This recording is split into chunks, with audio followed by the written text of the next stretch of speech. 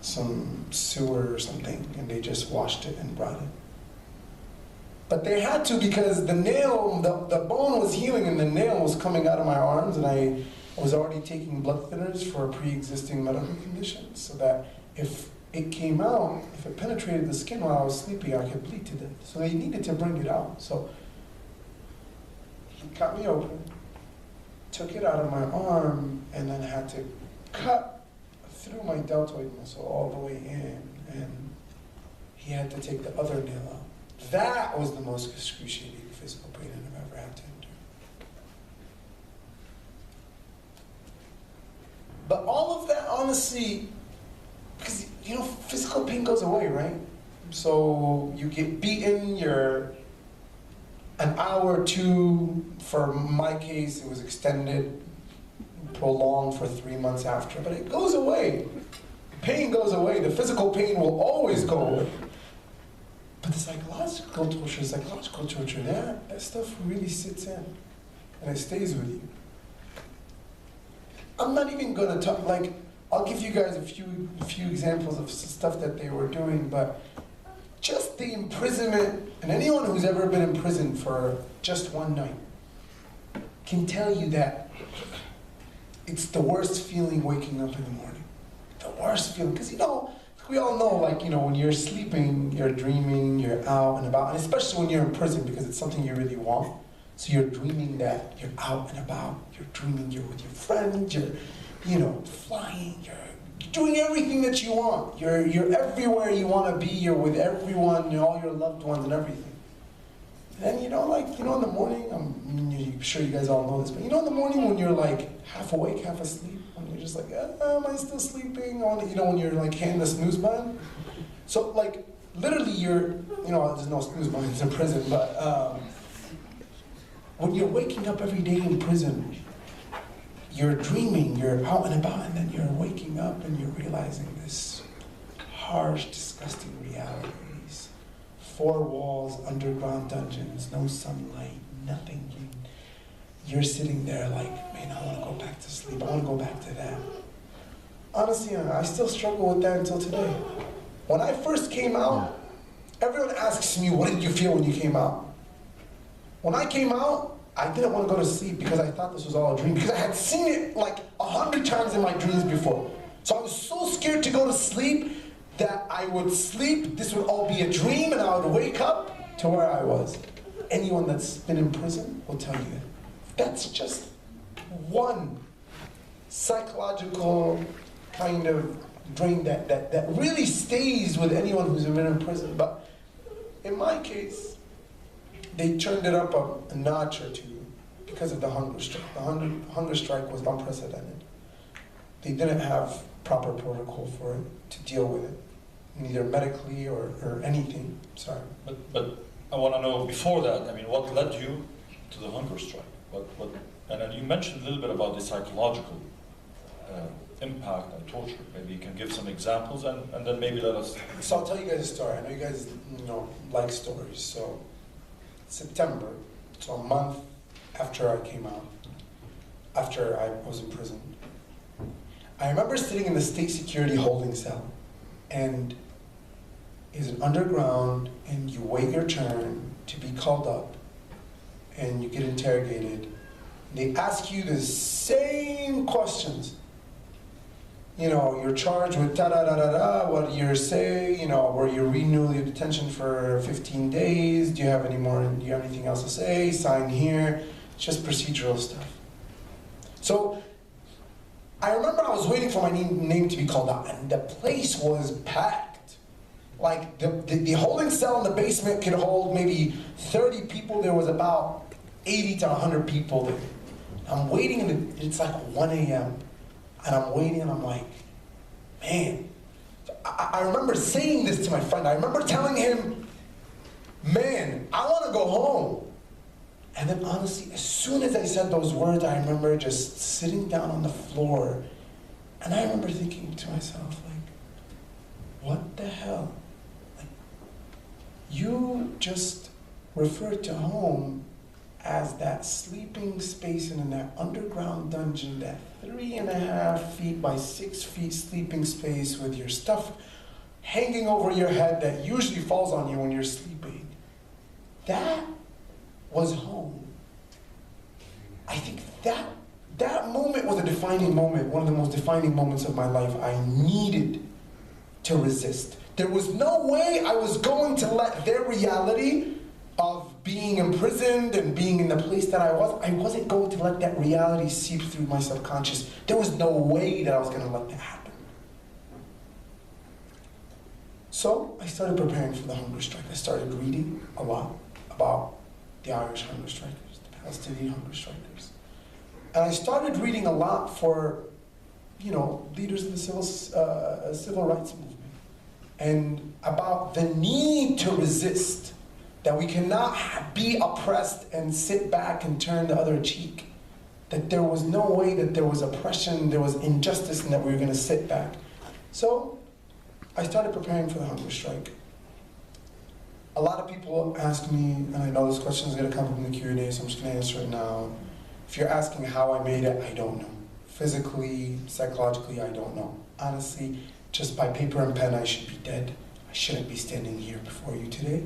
But because of amazing hard work of so many great people around the world that worked, and with the will of God, I'm here today. But alhamdulillah, I did do my homework. I did my homework before. I weaned myself out of food. For the first month, I cut off meats. The second month, I cut off dairy. The third month, I cut off carbs. And for the last 2 weeks before I announced my hunger strike, I did water and dates as to not shock my body with the strike and with the starvation. But I think obviously the biggest factor that contributed to my, me being able to survive for so long was my fat. So it definitely came in handy. I was 280, 300 pounds at some point. So that definitely came in handy. So and you haven't regained it back? No, I don't plan on it. I don't plan on it. Well, I think everybody is interested in learning a little bit more about, did the government try to sway you, force you, intimidate you from continuing with the hunger strike? And the second question, maybe you can jump on that, is, let's not forget you are a U.S. citizen at the end of the day. Was all the pressure from your family, from your friends, from various organizations here in the U.S. being put on the government here, bringing any fruits? Did the ambassador, the consul general, anybody from the consulate attempt to meet with you, pressure? Did you feel any of that? So these two questions. So I'll work backwards. The U.S. Embassy was visiting me once a month. They didn't do anything. Towards the end, once the fire was lit under them, they definitely came through. President Obama was personally calling the ambassador in Egypt after my sentence, demanding my release. So they came through at the end, yes. A little late, yes, but I'm here. To go back to the hunger strike. Everybody was against me. Everybody, from my family to inmates to government, everybody was against me. Food is a big part of the Egyptian culture, and Arab culture in general, but a big part of the Egyptian culture. So it was viewed as not as what it is, as a means of nonviolent resistance, but it was seen as disparity, hopelessness, that I wanted to kill myself, suicide. That wasn't the case. It simply wasn't. It was a means of resistance. I had prepared well for it.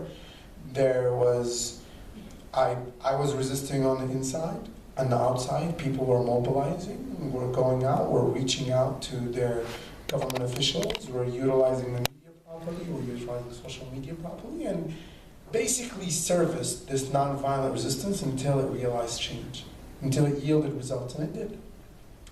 So with the hunger strike, Obviously, I don't want to. I theorized. Obviously, I had a lot of time to think, but about the hunger strike is a non-violent means of resistance. So, hunger strike is genius if you think about it. And obviously not my idea by any means, but the hunger strike, what it does, because the process of detainment is obviously strip you away of your freedom. They take you, they make sure that you don't have any more freedom. You cannot go places. So that's the first step.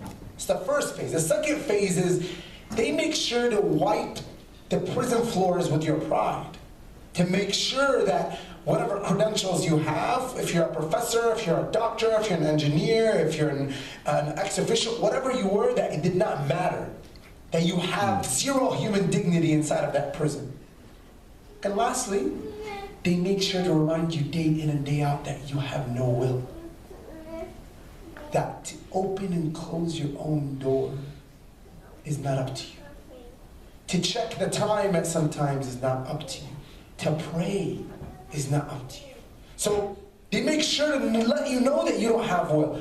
So what the hunger strike does is strategically it reverses that process. You use whatever is left out of your willpower to eat or not eat, and you say, I'm going to use that to reverse that process where I will regain my pride because I am resisting this oppression, and in due time, you regain your freedom. So you reverse the entire process of detainment. And it's genius. And it works. We have seen it with the Irish back in the time. Some of them died.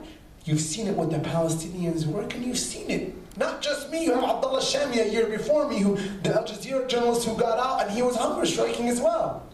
It works. And why it works is when people prepare well for it and are inside or resisting, and then you, young activists, young humanitarians who see this already existing non-violent means of resistance, people who want positive change in their domains,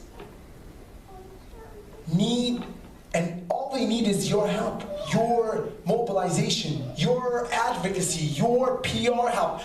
And when you're able to do that, when you're able to mobilize, you're able to have that non-violent resistance on the ground yield results and realize change.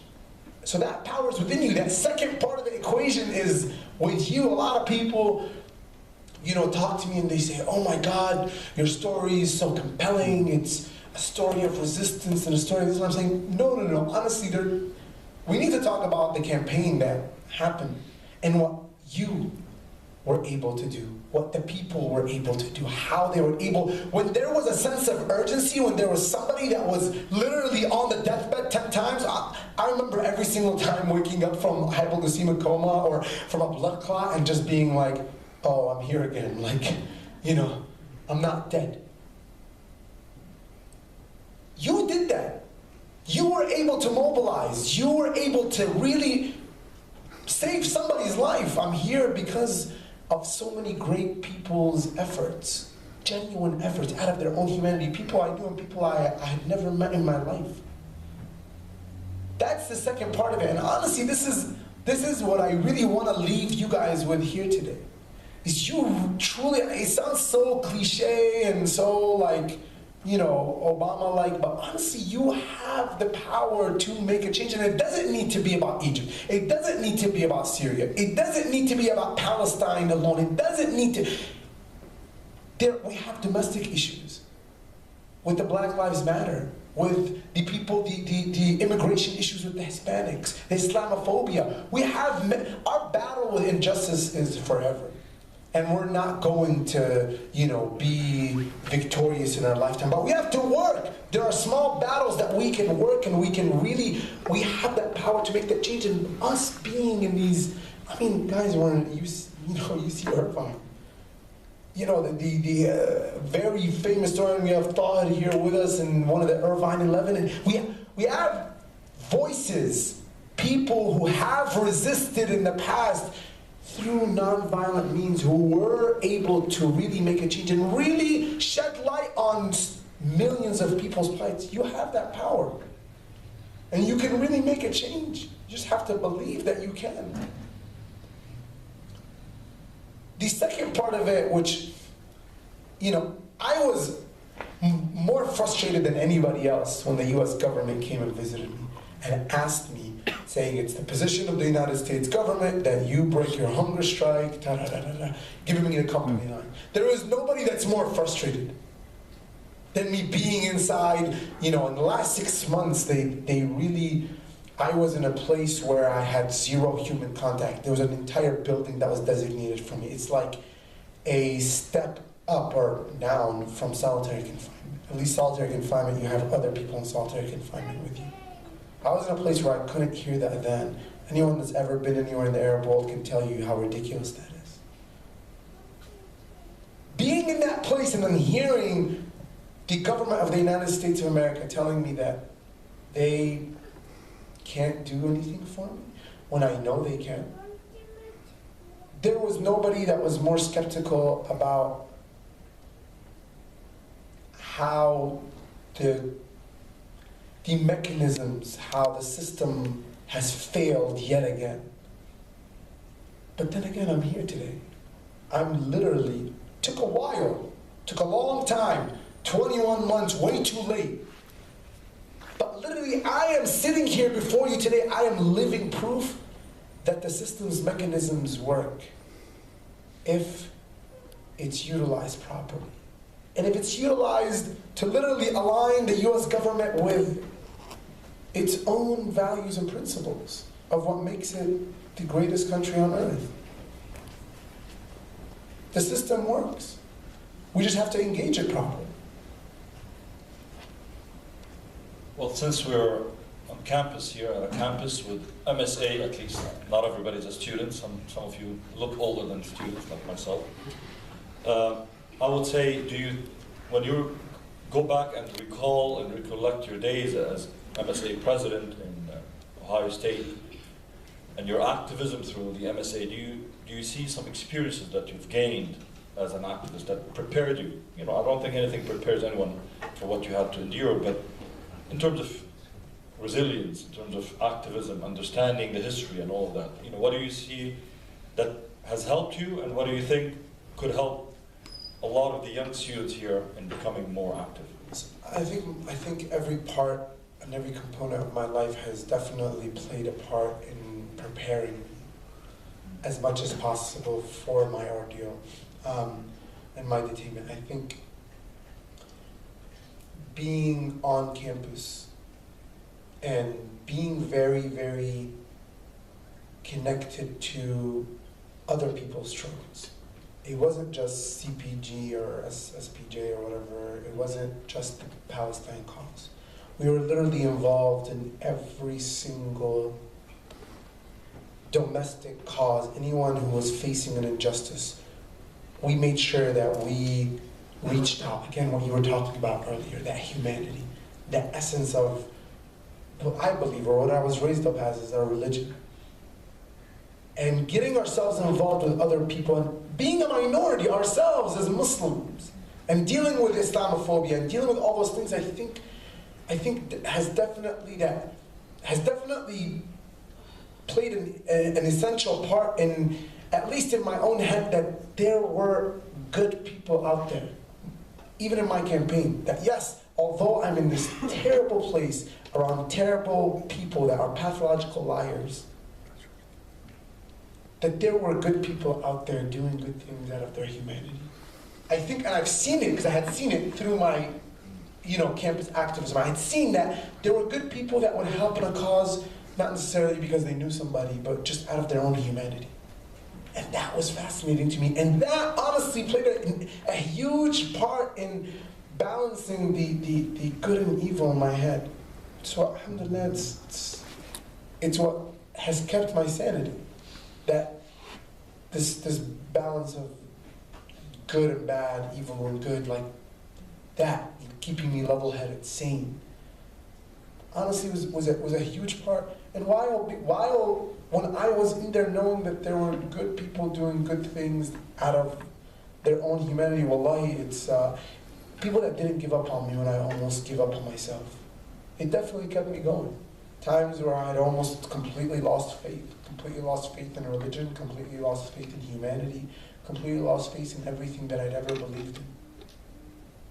And, you know, every single time that, you know, that faith was restored and